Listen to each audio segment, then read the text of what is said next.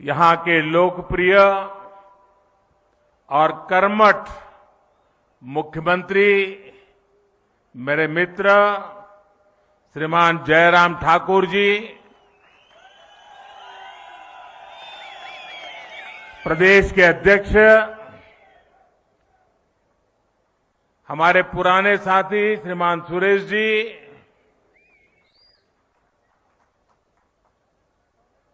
केंद्र के मंत्रिपरिषद के मेरे साथियों, सांसदगण, विधायकगण, हिमाचल के सभी जनप्रतिनिधिगण, आज मेरे जीवन में एक विशेष दिवस भी है और उस विशेष दिवस पर इस देवभूमि को प्रणाम करने का मौका मिले, इससे बड़ा जीवन का सौभाग्य क्या हो सकता है। आप इतनी बड़ी तादाद में हमें आशीर्वाद देने के लिए आए, मैं आपका बहुत बहुत आभार व्यक्त करता हूं। अभी देश के करोड़ों करोड़ किसानों को उनके खाते में पीएम किसान सम्मान निधि का पैसा ट्रांसफर हो गया, पैसा उनको मिल भी गया और आज मुझे शिमला की धरती से देश के 10 करोड़ से भी ज्यादा किसानों से खाते में पैसे पहुंचाने का सौभाग्य मिला है। वे किसान भी शिमला को याद करेंगे, हिमाचल को याद करेंगे, इस देवभूमि को याद करेंगे। मैं इन सभी किसान भाइयों बहनों को भी हृदय से बहुत बहुत बधाई देता हूं, अनेक अनेक शुभकामनाएं देता हूं। साथियों, ये कार्यक्रम शिमला में है, लेकिन एक प्रकार से ये कार्यक्रम आज पूरे हिंदुस्तान का है। हमारे यहां चर्चा चल रही थी कि सरकार के 8 साल होने पर कैसा कार्यक्रम किया जाए, कौन सा कार्यक्रम किया जाए। तो हमारे नड्डा जी जो हिमाचल के ही हैं, हमारे जयराम जी, उनकी तरफ से एक सुझाव आया और दोनों सुझाव मुझे बहुत अच्छे लगे। ये 8 वर्ष की निमित्त कल मुझे कोरोना काल में जिन बच्चों ने अपने माता और पिता दोनों खो दिए, ऐसे बच्चों का जिम्मा संभालने का अवसर कल मुझे मिला। देश के उन हजारों बच्चों का देखभाल का निर्णय सरकार ने किया और कल उनको मैंने कुछ पैसे भी भेज दिए चेक डिजिटली। 8 साल की पूर्ति में ऐसा कार्यक्रम होना मन को बहुत सुकून देता है, आनंद देता है। और फिर मेरे सामने सुझाव आया कि हम एक कार्यक्रम हिमाचल में करें, तो मैंने आंख बंद करके हाँ कह दिया, क्योंकि मेरे जीवन में हिमाचल का स्थान इतना बड़ा है और खुशी के पल अगर हिमाचल में आकर के बिताने का मौका मिले तो फिर तो बात ही क्या बनती है जी।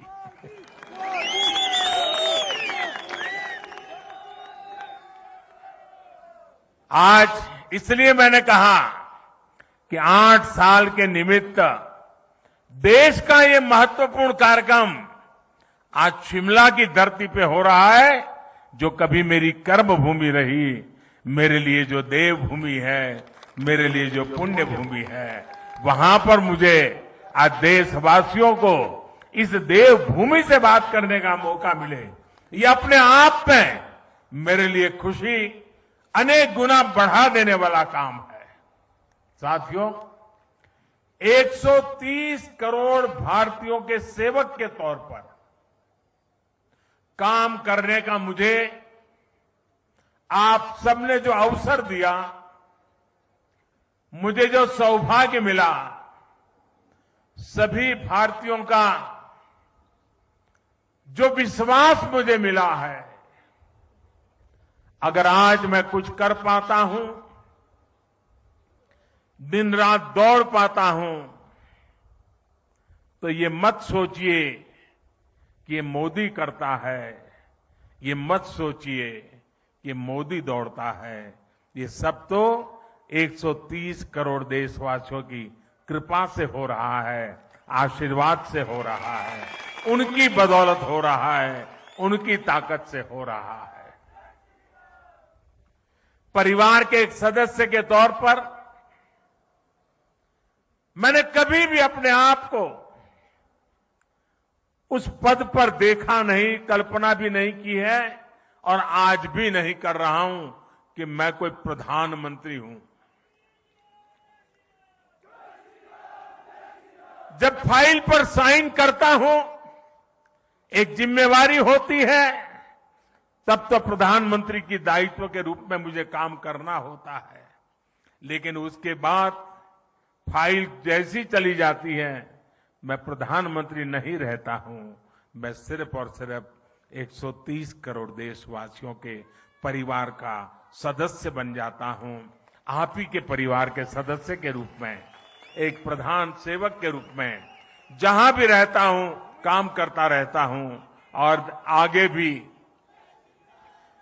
एक परिवार के सदस्य के नाते परिवार की आशा आकांक्षाओं से जुड़ना, 130 करोड़ देशवासियों का परिवार, यही सब कुछ है मेरी जिंदगी में। आप ही हैं सब कुछ मेरी जिंदगी में, और ये जिंदगी भी आप ही के लिए है।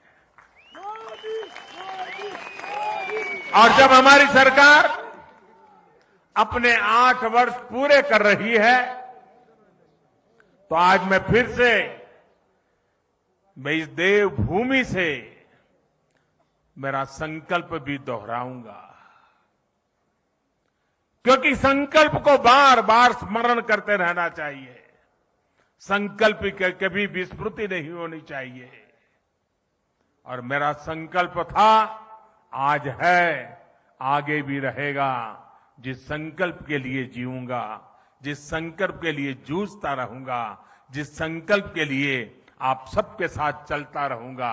और इसलिए मेरा ये संकल्प है, भारतवासी के सम्मान के लिए, हर भारतवासी की सुरक्षा, उस हर भारतवासी की समृद्धि कैसे बढ़े, भारतवासी की सुख शांति की जिंदगी कैसे मिले, उसी एक भाव से गरीब, दलित हो, पीड़ित हो, शोषित हो, वंचित हो, दूर सुदूर जंगलों में रहने वाले लोग हो, पहाड़ी की चोटियों पर रहने वाले, छूटपुट रहने वाले एक आध दो परिवार हो, हर किसी का कल्याण करने के लिए जितना ज्यादा काम कर सकता हूं, उसको करता रहूं। इसी भाव को लेकर के मैं आज फिर से एक बार इस देवभूमि से अपने आप को संकल्पित करता हूं।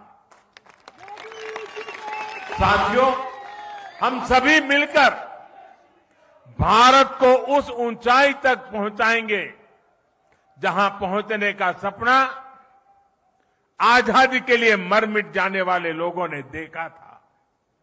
आजादी के इस अमृत महोत्सव में भारत के बहुत उज्जवल भविष्य के विश्वास के साथ भारत की युवा शक्ति, भारत की नारी शक्ति, उस पर पूरा भरोसा रखते हुए मैं आज आपके बीच आया हूं। साथियों, जीवन में जब हम बड़े लक्ष्यों की तरफ आगे बढ़ते हैं, तो कई बार यह देखना भी जरूरी होता है कि हम चले कहां से थे, शुरुआत कहां से थी की, और जब उसको याद करते हैं तभी तो हिसाब किताब का पता चलता है कि कहां से निकले और कहां पहुंचे, हमारी गति कैसी रही, हमारी प्रगति कैसी रही, हमारी उपलब्धियां कैसी रही। हम अगर 2014 से पहले के दिनों को याद करें।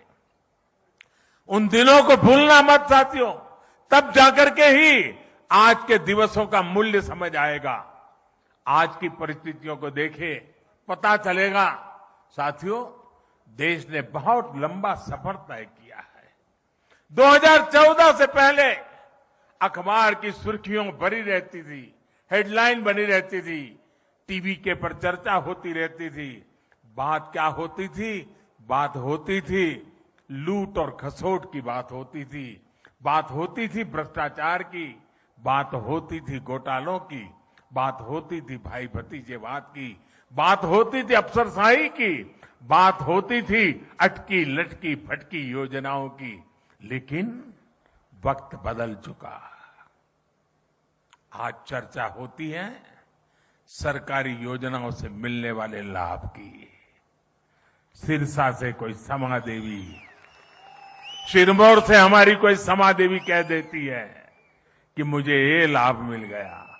आखिरी घर तक पहुंचने का प्रयास होता है। गरीबों के हक का पैसा सीधा उनके खाते में पहुंचने की बात होती है। आज चर्चा होती है दुनिया में भारत के स्टार्टअप की, आज चर्चा होती है, वर्ल्ड बैंक भी चर्चा करता है भारत के ईज ऑफ डूइंग बिजनेस की। आज हिंदुस्तान के निर्दोष नागरिक चर्चा करती है अपराधियों पर नकेल कसने की हमारी ताकत की, भ्रष्टाचार के खिलाफ जीरो टॉलरेंस के साथ आगे बढ़ने की। 2014 से पहले की सरकार ने भ्रष्टाचार को सिस्टम का जरूरी हिस्सा मान लिया था। तब की सरकार भ्रष्टाचार से लड़ने की बजाय उसके आगे घुटने टेक चुकी थी। तब देश देख रहा था कि योजनाओं का पैसा जरूरतमंद तक पहुंचने के पहले ही लूट जाता है। लेकिन आज चर्चा जनधन खातों से मिलने वाले फायदों की हो रही है। जनधन, आधार और मोबाइल से बनी त्रिशक्ति की हो रही है। पहले रसोई में धुआं सहने की मजबूरी थी, आज उज्ज्वला योजना से सिलेंडर पाने की सहूलियत है। पहले खुले में शौच की बेबसी थी, आज घर में शौचालय बनवाकर सम्मान से जीने की आजादी है। पहले इलाज के लिए पैसे जुटाने की बेबसी थी, आज हर गरीब को आयुष्मान भारत का सहारा है। पहले ट्रिपल तलाक का डर था, अब अपने अधिकारों की लड़ाई लड़ने का हौसला है। साथियों, 2014 से पहले देश की सुरक्षा को लेकर चिंता थी, आज सर्जिकल स्ट्राइक, एयर स्ट्राइक का गर्व है। हमारी सीमा पहले से ज्यादा सुरक्षित है।